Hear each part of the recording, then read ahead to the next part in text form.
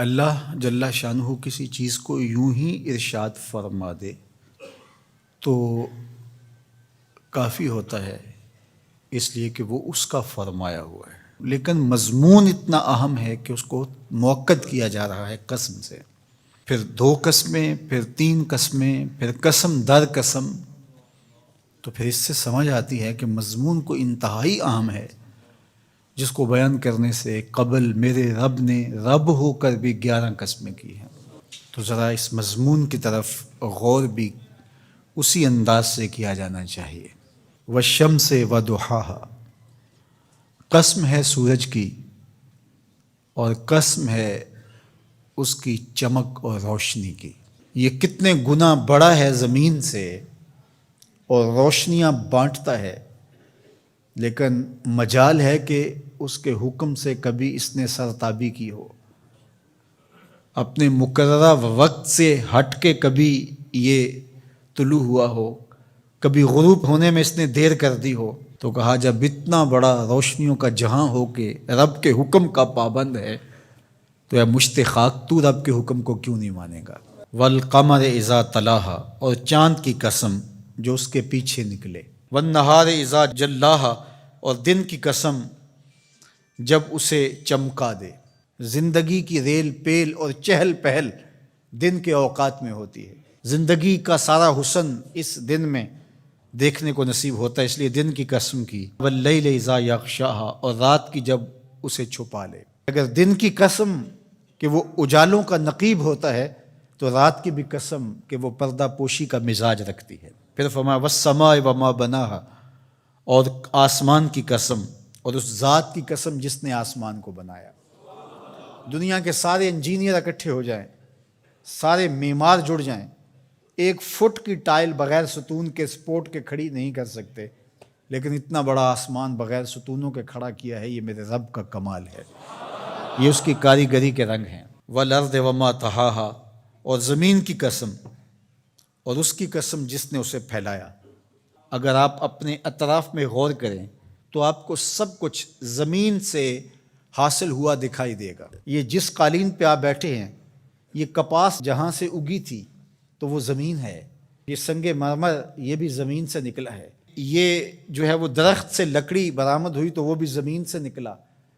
آپ اپنے لباس پہ غور کر لیں، یہ کپڑے ہمیں کہاں سے ملے ہیں؟ یہ کپاس زمین سے اگی، بلکہ انسان کا اپنا خمیر مٹی سے بنایا گیا ہے۔ تو زمین اللہ تعالیٰ نے بنائی اور ہمارے نفع کے لیے بچھا دی، تو قسم ہے زمین کی اور اس کی جس نے زمین کو پھیلایا۔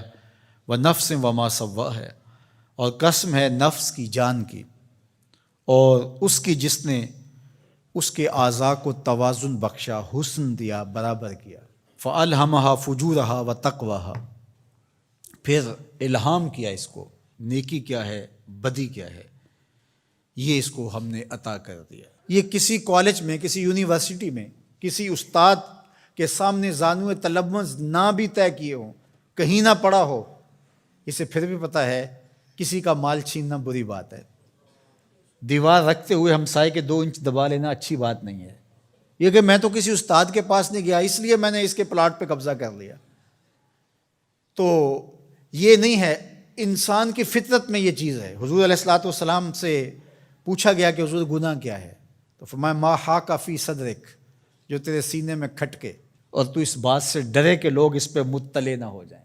اللہ نے الہام کر دیا، اس کے اندر یہ چیز ڈال دی ہے، اسے پتہ ہے اچائی کیا ہے، اسے پتہ ہے برائی کیا ہے، وہ اچھی تمیز رکھتا ہے، لیکن اس نے مزید کرم کیا راہیں اجالنے کے لیے، ایک ایک جزی کو واضح کرنے کے لیے پیغمبر بھیجے، کتابیں نازل کی تاکہ کوئی حجت باقی نہ رہے کہ مجھے پتہ نہیں چلا تھا۔ 11 قسمیں کر کے فرمایا قد افلح من زکاہا، جس نے اپنے اندر کو ستھرا کر لیا وہ کامیاب ہو گیا، جو رذائل سے بچا، جو برے افعال سے اپنے آپ کو بچاتا ہے وہ ستھرا ہو گیا۔ وقد خاب من دساہا، اور خسر و نامراد وہ ہوا جس نے میلا کچیلا کر لیا، گناہوں سے اپنے آپ کو برباد کر لیا۔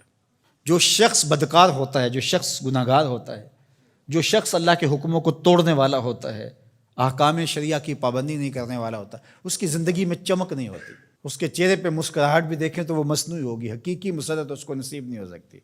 ساری دنیا کی دولت بھی سمیٹ لے اس کو خوشی نصیب نہیں ہوتی. طمانیت باہر سے نہیں آتی، اس کے سوتے اندر سے پھوٹتے ہیں. الا بذکر اللہ تطمئن القلوب کا سن لو، تمہارے دلوں کا قرار اللہ کے ذکر میں لکھا ہوا ہے. تو اللہ جل شانہ نے اس سورہ شمس کے اندر 11 قسمیں کر کے اس بہت بڑی حقیقت کو بتایا کہ تمہیں اچھائی اور برائی دونوں کا پتہ ہے. اب تمہارے اختیار میں ہے کہ تم کون سا راستہ اختیار کرتے ہو. یہ دنیا میٹھی تو ہے، شر میٹھا تو ہے. حضور نے صاف فرمایا حجبت الجنت بالمکارہ وحجبت النار بالشہوات.